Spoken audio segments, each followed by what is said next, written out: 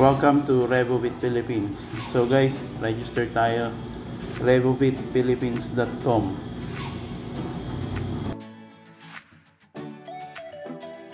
So, pwede tayong mag-login. Meron tayong link for the RevoBit login.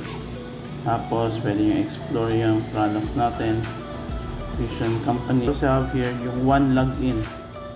Ito yung ating program for additional program for our maintenance here in the Philippines.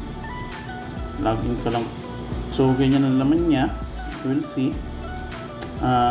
Number of IBO, ibig sabihin independent business owners. So, medals. Ito, not qualified siya yet. Tapos, accumulations. Tapos, all medals. So, dito mapapansin nyo, my medals. If magkakaroon ng medal, if qualified ka na for the profit sharing. Tapos, total accumulations, nandito lahat yung accumulated na for profit sharing. Tapos, i-divide yun kung ilang medals ang naka-achieve.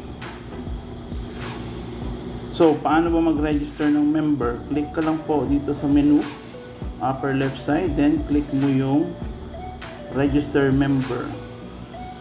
Para mapunta ka sa register member. So, i-type mo lang yung pangalan ng sponsor mo.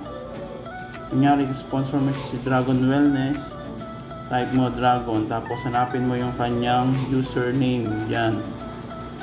Tapos, pag-click mo yan, magkakaroon ka na lang login, registration. So guys, pwede nyong i-encode lahat ng inyong direct referral.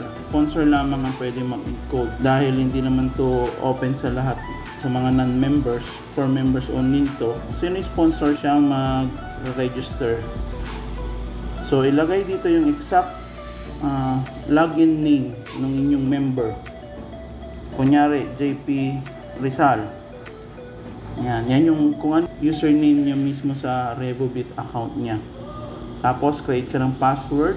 Pwede mo muna i-123 para siya na mag-edit dyan. Tapos, ilagay mo yung pangalan niya.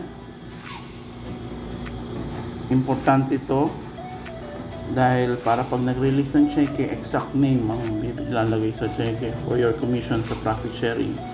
Then, the exact email address na ginamit sa RevoBit account. At the same time, the exact account number na nakita sa RevoBit account. Pag yan, nag-okay na, pwede mo na yan i-check dito sa IBO, tapos team mapping. So, makikita mo dyan kung sino yung mga downlines mo. Next is paano naman mag-purchase ng product. So, pag nag-purchase tayo ng product, 3 steps yan. Number 1, kailangan mo bumuli ng IP. So, punta ka rito sa My Purchases, click mo yan, click mo yung product store. Yan, tapos order ka. Maganda rito pag nag-order ka, syempre na-prepare na yan ng stuff. Click mo lang po yung add to cart. Add to cart, tapos pwede mong dagdagan, pwede mong bawasan. Kaya pwede mong enter mo yung quantity. Kung gusto mo 5, send mo 5. Tapos go to cart, click mo yung go to cart. So, yung 5 na Miracell times 42 AP equals 210 AP.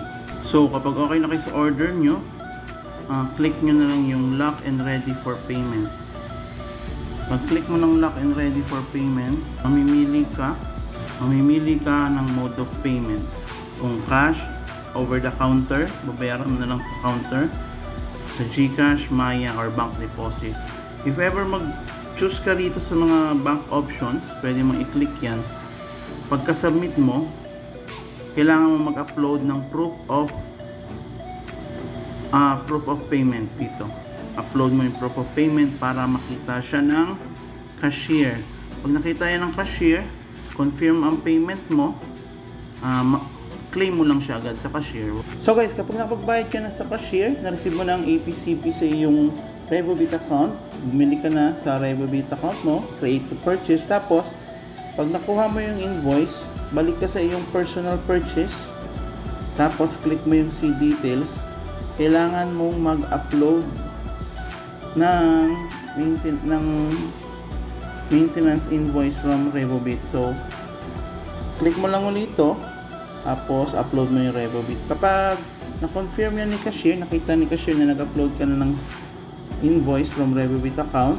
Ko-confirm nyo yan. Tapos, ga-update na ang iyong medal. Magiging qualified ka na for medals.